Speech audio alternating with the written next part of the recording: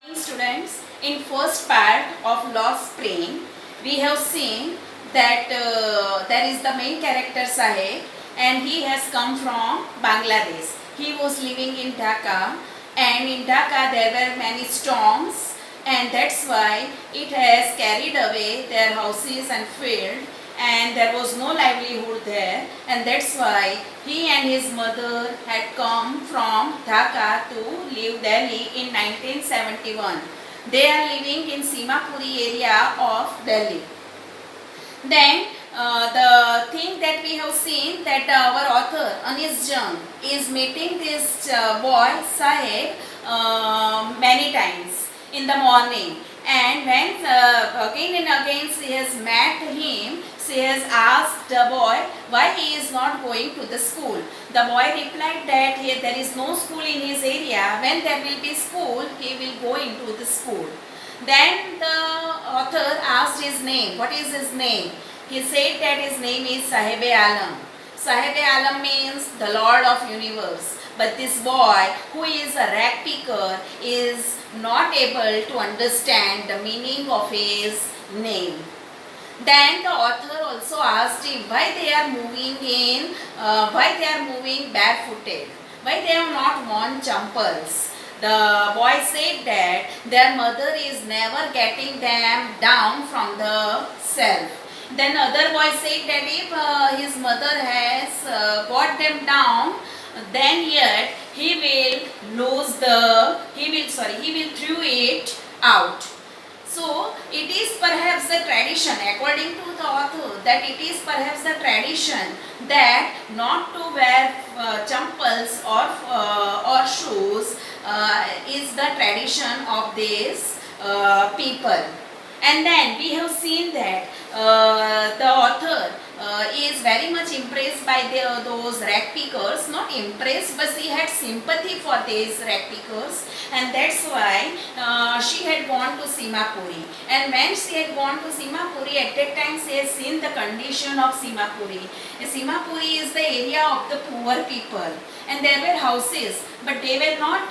They were the houses made of mud and tarpaulin, and people were living there. There was no drainage. The water was moving out into the street. So such was the condition of this Simapuri. Now we will go further of this story.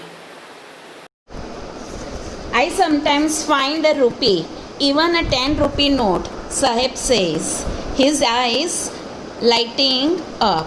When you can find a silver coin in a heap of garbage, you don't stop scrounging, for there is hope of finding more.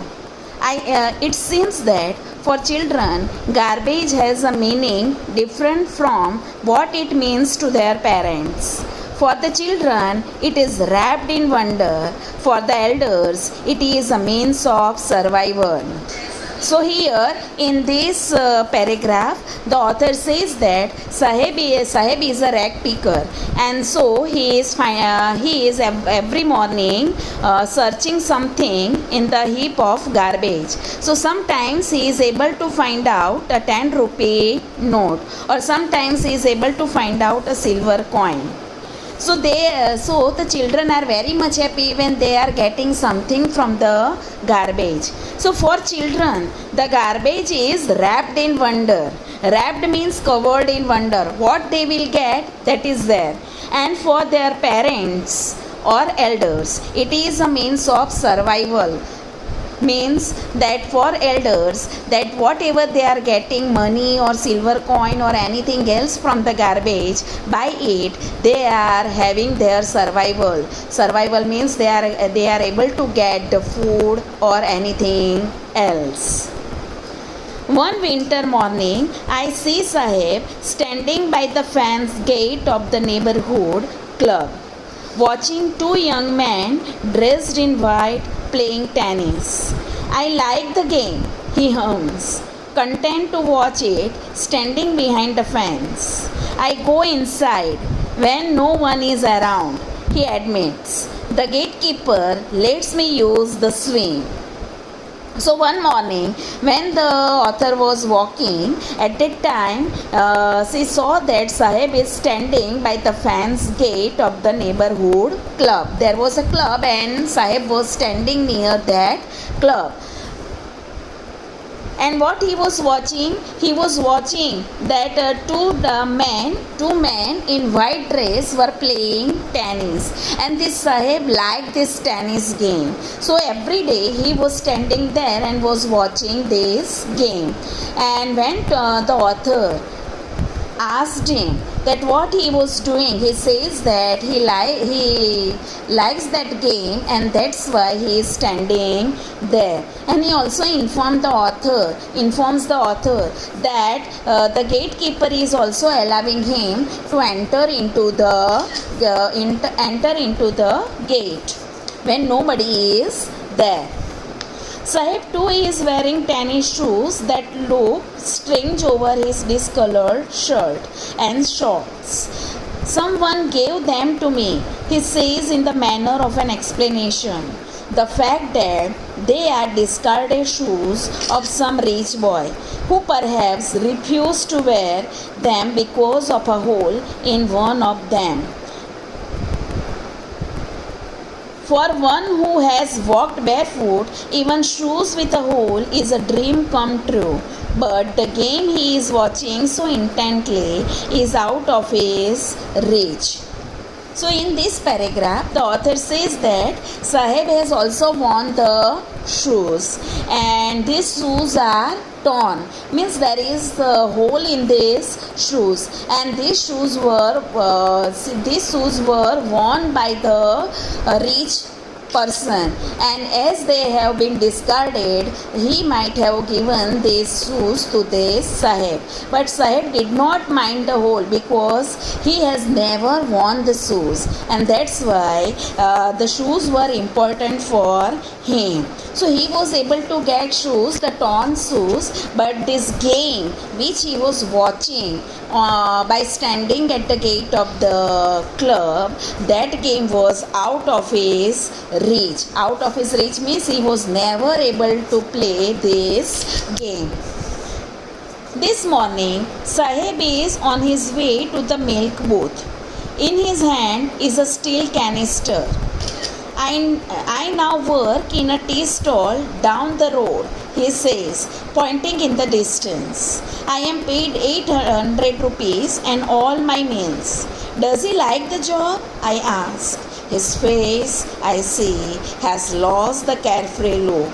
The steel canister seems heavier than the plastic bag he would carry so lightly. Here in this paragraph, the author says that one morning, after some days, one morning she has met this boy Sahib. And when she has met this boy Sahib, there was no bag on his back, but there was a canister in his hand. Now he is not going for finding out something in the garbage, but he is working at the tea stall. And perhaps the master of the tea stall has given him canister to bring the milk, and he was going for the milk. This the author has seen. The bag was his. The canister belongs to the man who owns the tea shop. Sahib is no longer his own master. Here, the author says that the canister which was there in his hand was not light like his bag, because that canister was not his own but of his master, and the bag which he was carrying was his, and now he has also lost his carefree look. How is the Sahib? He is burdened with the work which his master has given. Now he is not his own master, but the work which he is doing, his master, he has to obey that master. And now, in this way, the author ends the lesson. Students, there are questions which are given there in the chapter that you have to study well for the exam. And the questions we are given at the back of the chapter on page number 20, that also you have to prepare. Here in this chapter there are three main questions that we have to discuss. First is Sahib happy working at the tea stall? Then we have to write, no, Sahib is not happy working at the tea stall because he has lost his carefree look and he is now not his own master. He has to work for the owner of the tea stall, and the bag which he was carrying at the time of rag picking, that bag was his. But the canister now which he is having in his hand is not his own. And that's why, and there is no smile or something like that happiness on his face. So by this thing we can say that he is not happy with his new job. Second question that we have to see, describe the irony in Sahib's name.